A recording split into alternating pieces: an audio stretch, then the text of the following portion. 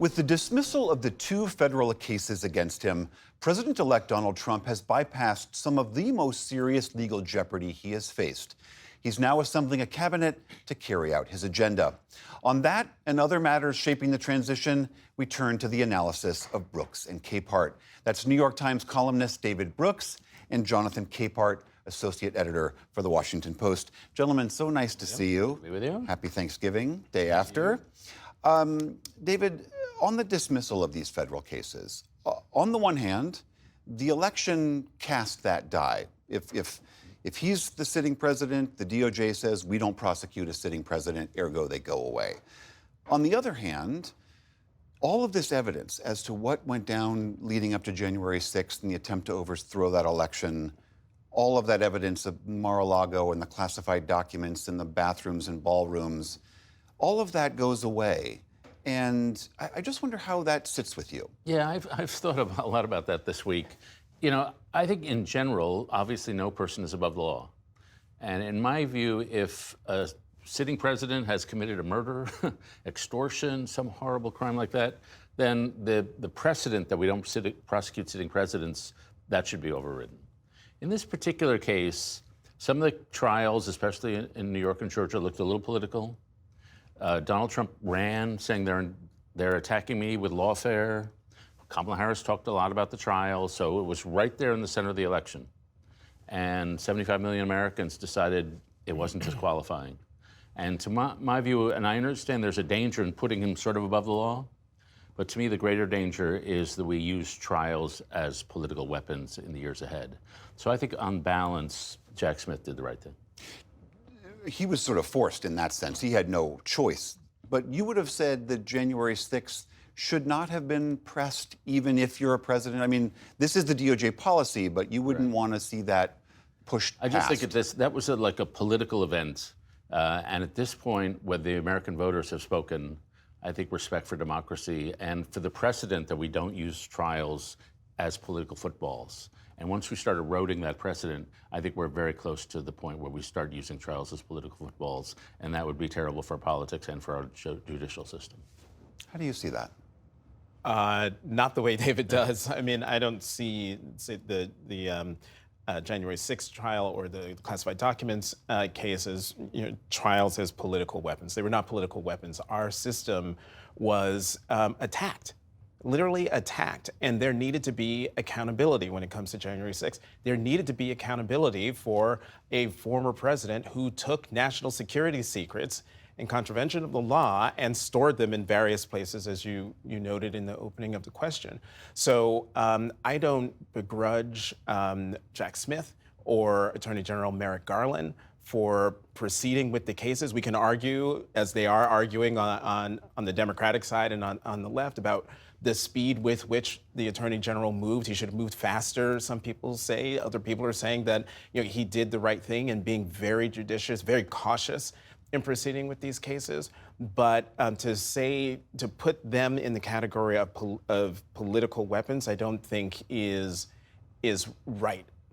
Because once you allow something like that to happen without going through the process of trying to get some sort of accountability, then it just gives a green light to the next person to just go ahead. And in essence, that's what's happened now. I mean, David's point is that the voters looked at all of that, again, Right. as much as you could, the charges, they don't see all of the evidence, but they looked at it and they sized up Donald Trump and said, we pick him.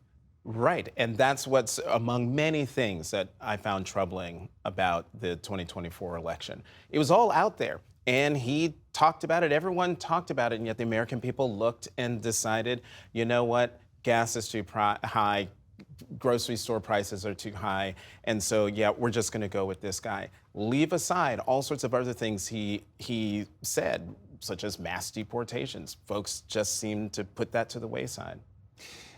David, there has been talk from Trump and many of his allies that they ought to go after Jack Smith and his entire team to get retribution for this lawfare, as you described it. What do you think about that? Yeah, that's a terrible idea. Jack Smith is being criticized for being too cautious, for taking too much time, for following the rules too much. There's no way Jack Smith did anything to subvert the rule of law in this country. It was not, what he did was not recriminations, it was not vengeful. It was just trying to uphold the law. And he moved slowly, he moves judiciously.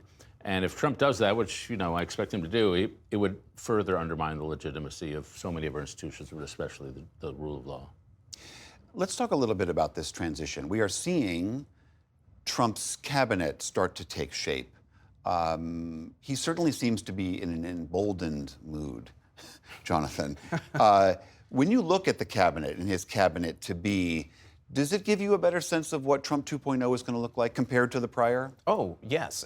Trump 2.0, as we can see right now, at this point in 2016, he didn't have his entire cabinet or 90% of it chosen. He was shocked himself that he won back in 2016. Now, much more organized.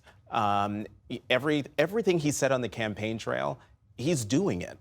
We should not be surprised at RFK Jr.'s choice for HHS. The one surprise to me is Senator Marco Rubio as Secretary of State. Mm-hmm. That's like the one of a few people who you look and go, actually, that's plausible. Don't agree with him politically. You could have seen that in a Romney presidency. Exactly, or a Romney George W. Bush. Or a McCain presidency. But look, Donald Trump said, re-elect me, I'm going to be disruptive, I'm going to go after the quote-unquote deep state. And that is what he's doing. He's putting people in agencies who have no qualifications, most of them, have no standing in these agencies. And he's putting them there for the very purpose of, metaphorically, blowing them up. And in essence, saying to the American people, the government's broken. And by putting in people who don't know how to run the agencies, just going to prove, yeah, the government's broken. How do you see, what do you think the Democrats ought to be doing vis-a-vis this if they do resist? Yeah, well, first they have to stand for institutions. I'm an institutionalist. I believe we're born into a world of institutions, the Constitution, the Treasury Department, the U.S. military, the NewsHour. We enter these institutions. We achieve our moral progress, such as we have it, by adhering to the standards of these institutions. We become stewards of institutions and try to pass them along better. It's a whole moral ethos of being an institutionalist. Trump reverses that, thinks all institutions are illegitimate, and therefore the people who will be most destructive to institutions, basically the manly men who take what they want and break the rules, those are his paragons of virtue, or they're my paragons of vice. Restraint, which I regard as a virtue, he regards as a vice. So it's a complete transvaluation of values, what he's doing, and the Democrats need to stand up for the institutions, but what they do not need to do is be defenders of the status quo. And I'm a little afraid they're going to do that. They're going to see this assault on institutions and say, no, we defend it. They have to be like a lot of institutionalists. One of my heroes, George C. Marshall, was Chief of Staff of the Army in World War II. He was a firm institutionalist, but he was also a reformer. He knows that to love an institution, you have to change it. And in my mind, Democrats cannot be the stand patters. We're defending the institutions. They have to be reformers, not revolutionaries. Do you think that they will do that? They'll make that distinction about saying maybe there are things at the DOD we ought to look at, or maybe things we ought to look at about COVID policy? Or do you think they will just try to put a much stricter wall? It depends. And I agree to a certain extent what David is saying, but it all depends on what, say, a Secretary Hegseth does. Right. If he's doing things that are, ruinous to the department, and to challenge him means to defend the status quo, well, then I guarantee you Democrats will try their best to defend the status quo. But we're talking about a Washington where when you are the party out of power, there's nothing you can do except scream from the sidelines. Things that will happen at DOD and in these other agencies, they're going to happen. And Democrats, all they can do is, at this point, is just stand back and scream. Lastly, we are here the day after Thanksgiving. Tell me what you guys said around the Thanksgiving table. What were you grateful for?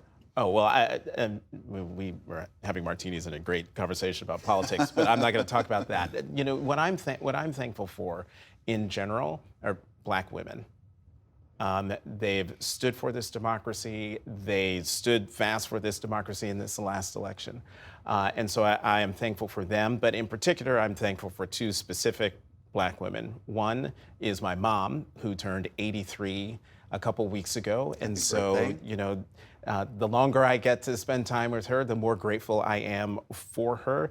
And then the other person I'm grateful for is Vice President Harris, who in the vice presidency and in her 107-day presidential campaign exemplified Black excellence. And for those of us in the Black community and those around the country who love us, seeing her on the campaign trail was something to truly be thankful for. Lovely. David? Yeah, we talk politics here, but 95% of life is not politics, and it's the most important 95%. And it's family, it's relationships, it's faith, whatever. I've found it so important to be in touch with the arts, with music. I got to see a Da Vinci etching in the last couple of weeks. That was just such a thrill for me, and I really needed it. David Brooks, Jonathan Capehart, so great to see you both. Thank you. You too, Mike. Thank you.